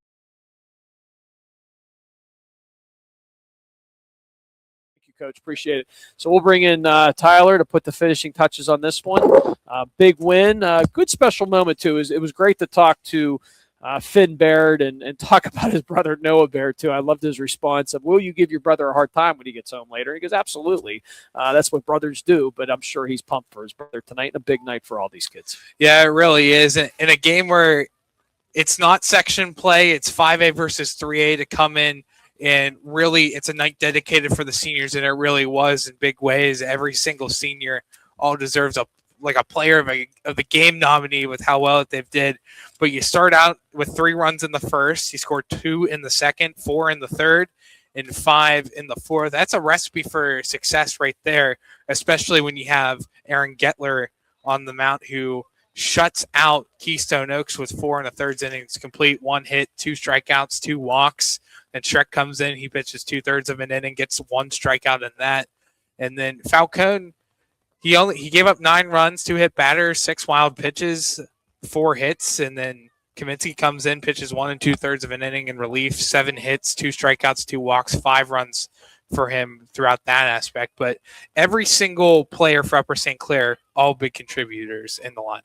And they sure were, that's for sure. And big win tonight as Upper St. Clair victorious 2 Thursday nights in a row. Like I said, I wasn't joking with Jeff Donati. He probably likes to see the bald head in me come into this press box because back-to-back weeks his team has put up some big numbers. Tyler, you want to take us home, or why don't you take us home? Go ahead.